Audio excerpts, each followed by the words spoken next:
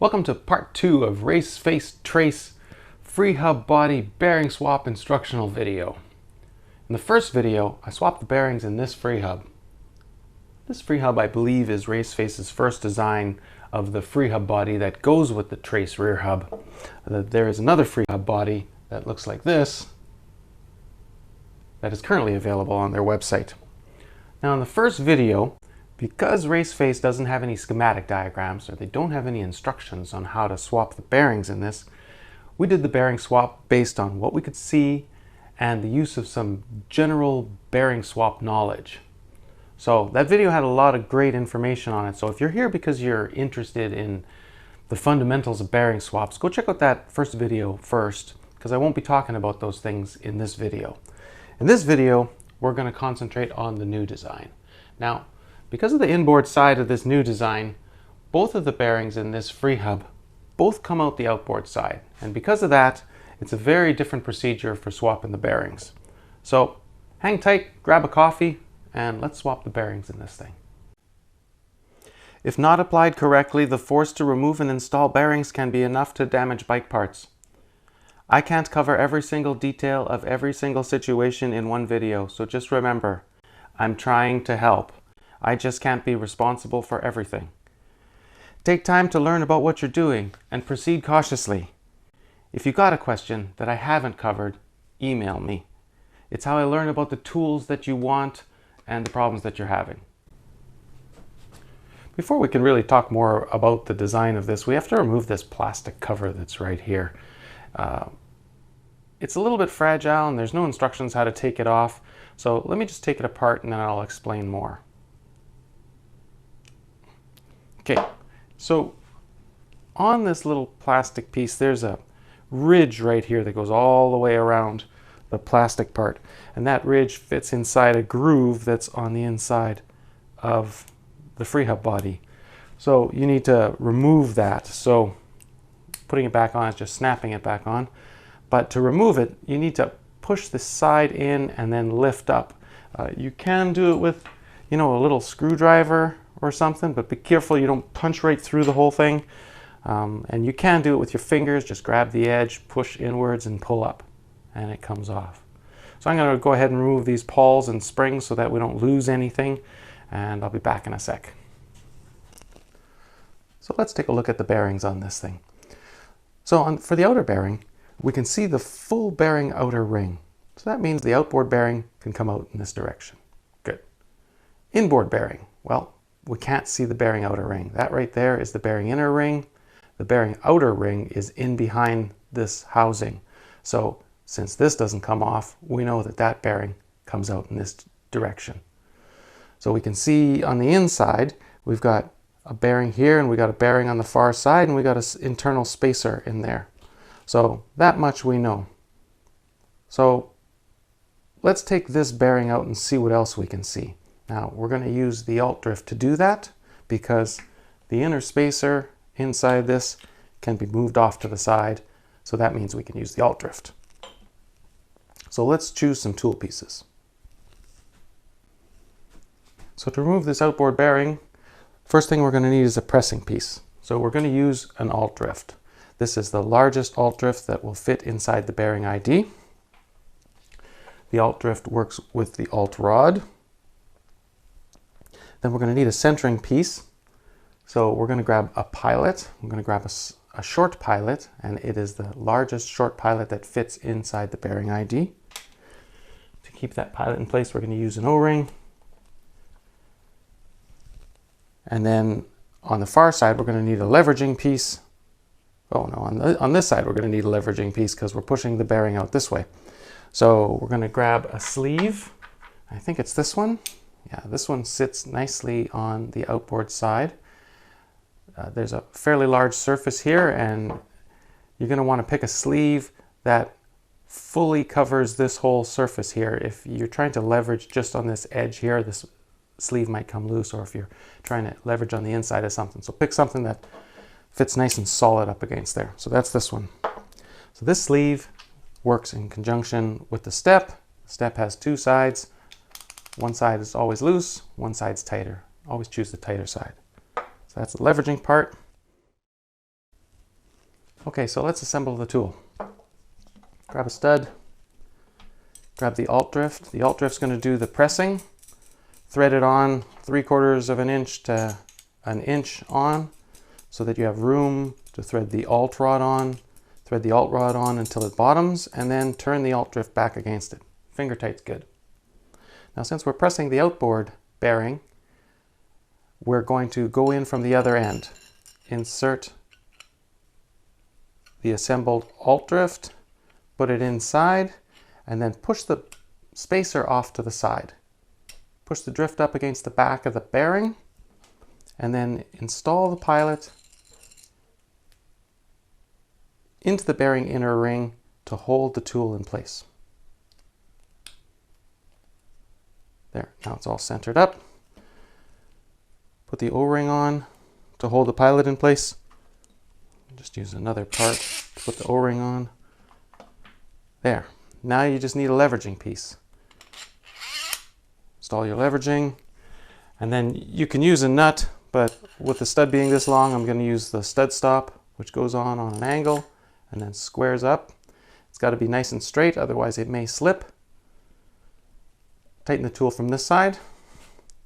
So now everything's all solid, square, and straight. So when turning the bearing out, hold on to this end. Do not turn this end. Only turn this end. If you turn this end, it will just pull the lobe of the alt drift outwards, and that will be like taking a punch and knocking a bearing out, and it will come out crooked. Hold this end stationary, turn this end, and when you turn it, it varies the force on the bearing inner ring until the bearing pops out. So grab your hex key, turn, give it half a turn. If you don't feel the bearing move, it's just solid, you might have a problem. So stop, take this whole thing apart, and check to make sure that everything is the right size and aligned properly. But I felt that this moved, so I'm going to keep going. There, yeah, it's definitely moving. And that's it, it's out. So there we go. There is the bearing and the spacer tube. Oh, look at that. There's a black seal facing inward, red seal facing outward. Hey, make sure before you take the bearing out to note the color of the seal in case you're running into an angular contact bearing, which we just did. So red seal out. Spacer tube is symmetrical, so it doesn't matter which way it goes in. All right. So let's see what we got here. Yeah, look inside there. There, here, let me get the light. There's a circlip in there. So that circlip is holding the inboard bearing in position. So that circlip needs to be removed before that bearing can move in this direction. See, you can't see the whole bearing outer ring, so it's not ready to move. Now, brings me to wanting to talk about, earlier when I said when this bearing was here in this outboard side, and I said you can see the whole bearing outer ring, so you know it can be removed. Well, you have to be very careful about that, because if you can't see the bearing outer ring, maybe there's a circlip in the way. And check out, I think this is a Bear Paws hub. It has the same similar end to the free hub, inboard end, as the race face does, which means that for this free hub, both bearings come out this way as well. But if you look very closely here, there is something in the way of the bearing outer ring. And if you look very close, I doubt if I could catch it on camera at all, but there seems to be some kind of a tool that you would need to unthread that. So you'd have to find the tool, thread that out, and then that bearing would have to come out this way. It's definitely not coming out this way. So here's another example of something that could be in the way. Here's yet another one. This is, I think, a DT Swiss, or designed by DT Swiss. Rear hub, and the ratchet ring here is actually in the way of that bearing come out. So you need the ratchet tool for that, to thread that out. So here you go, 3 different versions of stuff in the way. So the only one you can be confident of removing is the one that you can see the entire bearing outer ring. Also worth noting here, this free hub has a design with a circlip in it. I think SRAM has a free hub like this where both bearings come out one side, but they say to turn the axle around and put the axle in here to push both bearings out at the same time, but you can't be confident that that's always the case. For example, if you would have tried that with this one, you would have totally destroyed something, probably your axle, probably your free hub. So you're only confident in removing the one that you can actually see the bearing outer ring. So before that bearing can go anywhere, you gotta grab your circlip pliers, stick them in, grab that circlip, and pull that out. There you go.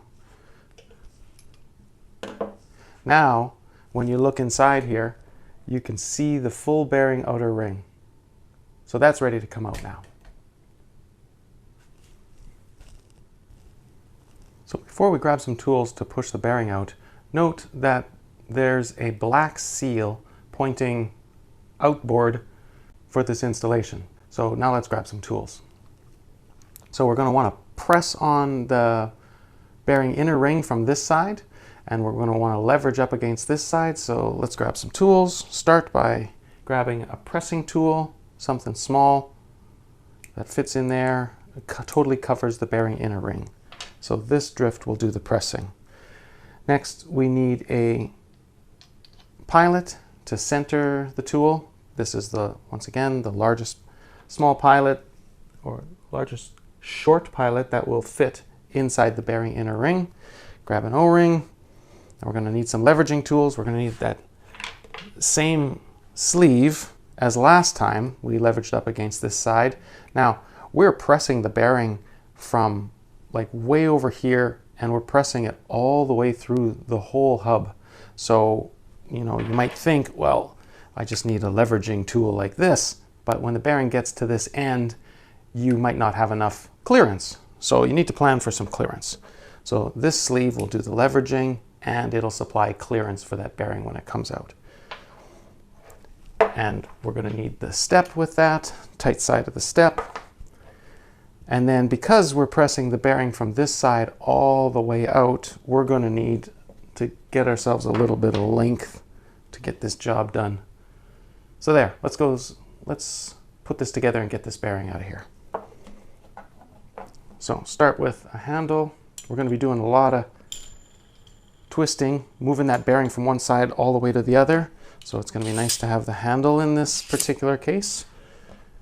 The drift does the pressing, pilot does the centering, O-ring holds it all together. All right. Great, let's leverage that now. Everything's centered and stable. Grab the stud stop, put it together. There we go. Everything's nice and stable, centered at both ends.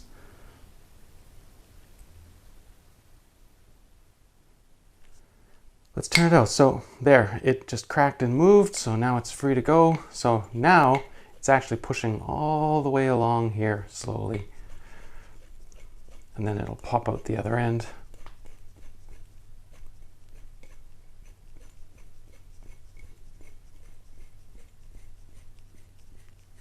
There we go.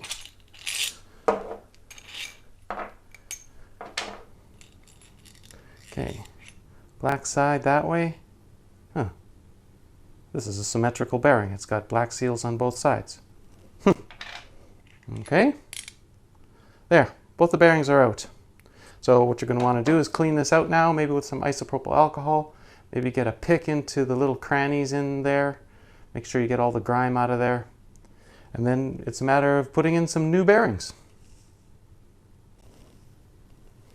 So let's press in the inboard bearing into this free hub. Now this is the symmetrical bearing that has the same color seals on both sides.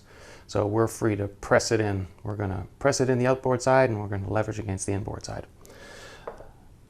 So let's grab some tool pieces. First thing we're going to need is for some pressing is we're going to need a drift. The drift has to be the same OD as the bearing. So that's going to do the pressing. We got to choose a pilot. This is the pilot, the largest pilot that fits inside the bearing. Grab an O-ring. Since we're pushing it in to the body deep, we're going to need a spacer tube. And then to leverage on the other side, we're going to use the stop CTR on that side. This piece has a conical shape to it, and it will do the leveraging and centering on the back side here. So let's assemble these pieces.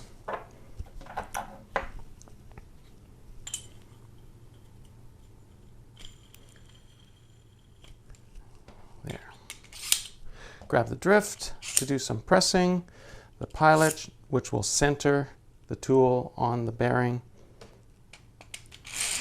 Put the O-ring on there to keep the tool together. Grab the bearing.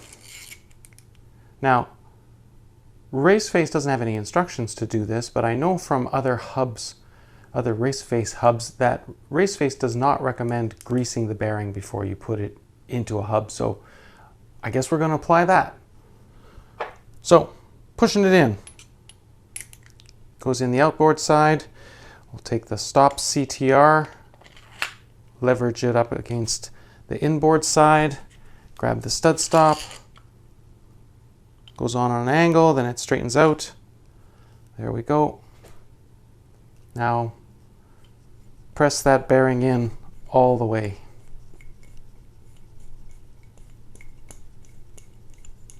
It's amazing that's the same diameter all the way.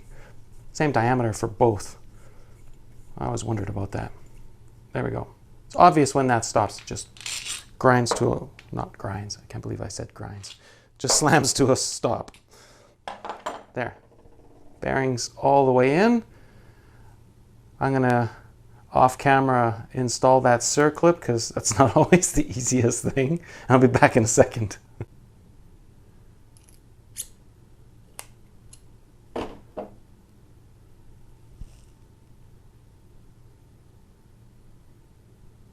Looks good. So we got the first bearing in, circlips in place. That's great. Now we got to install this spacer tube and this bearing. Now this bearing has to be red seal outwards, so that's good. The spacer tube fits between the two bearings. If you look inside here, the bearing ID is nice and clear, so the spacer tube will press up against it. But if the spacer tube is off the center at all, it might get hung up on that circlip. So when you do install the spacer tube, you want the spacer tube to be centered inside the part.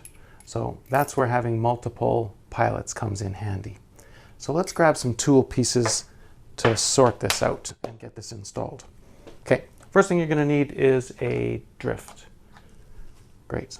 Drift, same size as the bearing. That's going to do the pressing. We're going to need both pilots in this case, the short one and the long one. The short one we're going to put up against right inside the bearing being installed. And the second pilot we're going to use we're going to put the spacer tube over it, and we're going to put that inside the bearing. We're going to put this part of the pilot inside the bearing so that it lines up the spacer tube. That way everything goes in nice and straight and aligned. So that's going to go there. We're going to need some O-rings to keep some stuff in place. So that'll hold that pilot in place. And then we'll put an O-ring on either side of that pilot. We're going to use a leveraging tool. Now this time the whole tool is going to be centered on the bearing. So we can just use a drift to press up against the back side of that for leveraging. So let's put this thing together. So I like starting from the pressing side. Turn the handle on. I don't know if I'm going to need space or not, so I'll just use the spacer tube just in case. So the drift does the pressing. Pilot centers the installing bearing. Put the O-ring on there. Okay, we got the bearing, red seal outwards. That's good. So now we're going to need to Put an O-ring on. Put that second pilot on, I guess about there. Put the spacer tube up against.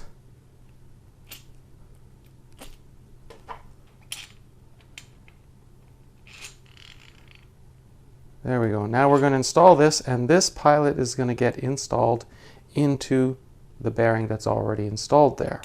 That way everything will be perfectly centered. There we go. Perfectly centered. Put the drift on the end for leveraging. Grab a stud stop. There. Everything's nice and centered, stable, very stable. So now let's push in the second bearing. There we go. No need to press it super tight. In fact, I'm going to pick up on that in a second. There, bearings are good. The inner spacer doesn't flop around.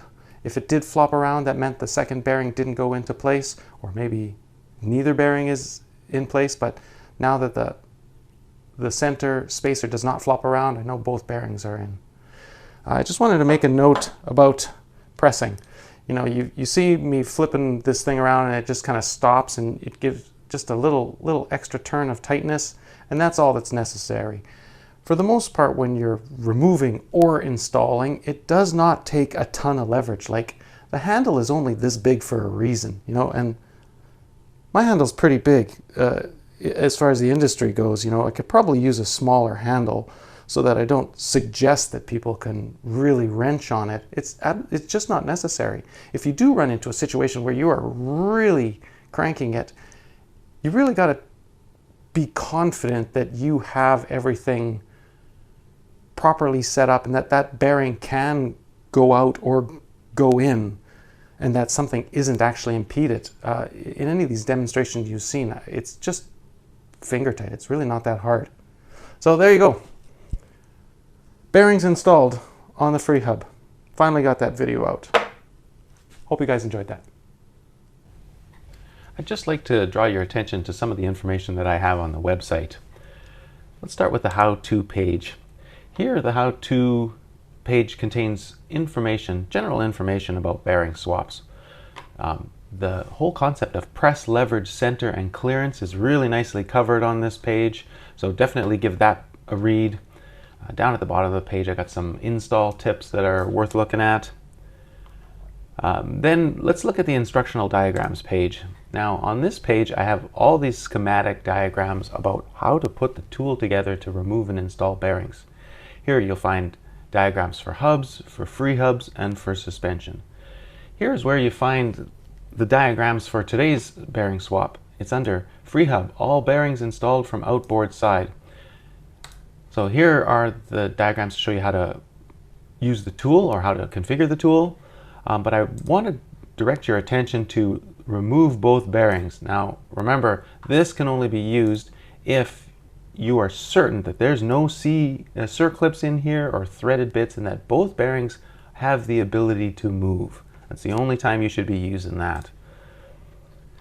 Also on the website are a lot of information about Enduro Max bearings. Now this page actually has general bearing information on it. I called it Enduro Max because there is some very specific Enduro Max information. There's great stuff here, like what deep groove bearings actually look like, what angular contact bearings look like, taking a look at this BSB configuration. Also outlines what seals look like and what they're called. So there's a ton of great information here. So if you're the kind of person who's watching this video because you're actually interested in learning about bearing swaps, definitely give this page a perusal. And then finally on the website is the FAQs. Now, if you've gone through the website and you haven't found anything, chances are good it's in the FAQs. Like, do I need the Alt D1 or do I need the Alt D2 kit? Or, hey, what if I'm outside of Canada or the US? How do I get the tool? Stuff like that. So I hope you've enjoyed the video today. I hope you've learned something, and have fun wrenching. If you got a question that I haven't covered, email me. It's how I learn about the tools that you want and the problems that you're having. Thanks.